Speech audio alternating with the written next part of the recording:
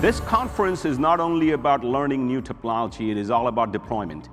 It is all about, we got to make sure we have the technology, we have the regulatory, we have the policy, and we have the customers ready, and it's going to be affordable for the customers to electrify. It's an honor and pleasure for me to have this plenary session. We do have an all-star panel. I'm not joking. This is an all-star panel. And we'll start off with Brian Savoy. Brian is the Executive Vice President for Duke Energy. Please join me in welcoming Brian Savoy. Todd, thank you. Well, good morning and welcome to Charlotte. Electrification is a once-in-a-generation opportunity. It's awesome we're a part of it. It's going to take the utilities, working with startup innovators, working with vehicle companies. I can't list all the groups that are involved. It's not a one-company game. And being open to partnering is exactly what conferences like this are supposed to accomplish. Get out to the exhibit halls, see what people are doing. The top left picture is our EV garage.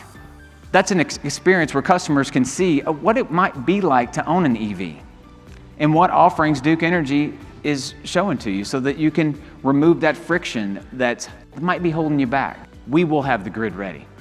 Make no mistake, we will have the grid ready when customers are ready to adopt. But it is going to take investment, and it's going to take a little bit of empathy, because currently with the inflationary pressures, this might not move quite as fast as we all thought. The Long Beach conference had ambitions. The pandemic threw a wrinkle in that in a big, big way. The current external environment could adjust that as well, but that's okay. We will get there, and we will be very proud of the journey that we made.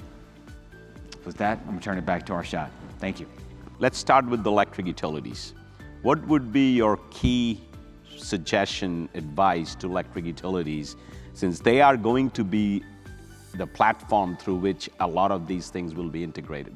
A lot of what EPRI says, which I think the utilities know, is that the existing infrastructure can do most of the work, right? But what has happened is that since the 1990s, we've continued to say, we are going to allow demand to do whatever it wants, and we are going to modulate supply and all the wires necessary to bring that supply to accommodate demand. And as a result, our grid utilization has never been lower, right? So our grid utilization is probably at 40% at best, and it might even be in the 30s, depending on where you're at. And so ultimately, if you decide to build this infrastructure in a way that starts to take advantage of all the technology that we've invented and popularized, I'd say, since I started SunEdison in 2003, well, then you can just increase the grid utilization to 50% and do most of the work.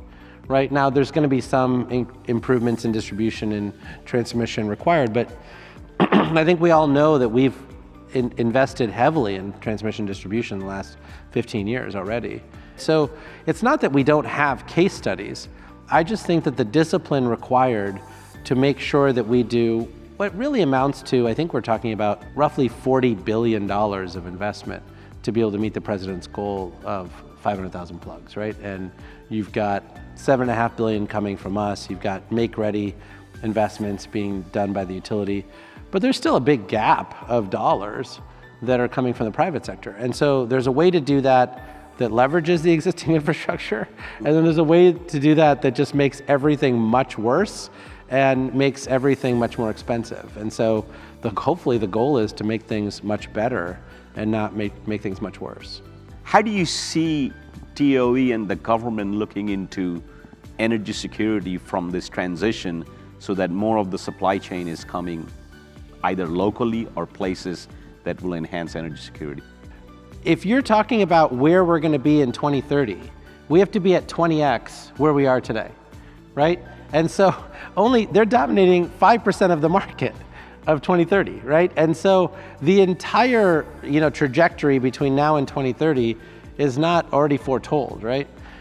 We've already done all the work around where all the minerals are, right? So not just here in the United States, but also around the world, particularly with countries that we have friendly relationships with, et cetera. I think the investments that are needed to make sure that those resources are mined, but also that we're actually transferring the level of worker protection and safety and a lot of these other pieces that we care deeply about is also something all these countries want.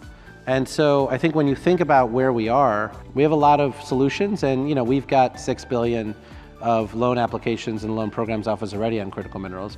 And so I think we're on track to figure that out.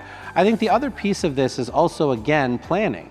The last thing I would say is you're going to see a lot of diversification from this as well, right? From a battery perspective, we have a tremendous amount of additional chemistries that are iron-based, nickel-based, et cetera. And you're going to see a lot of movement to those chemistries, particularly for utility scale batteries.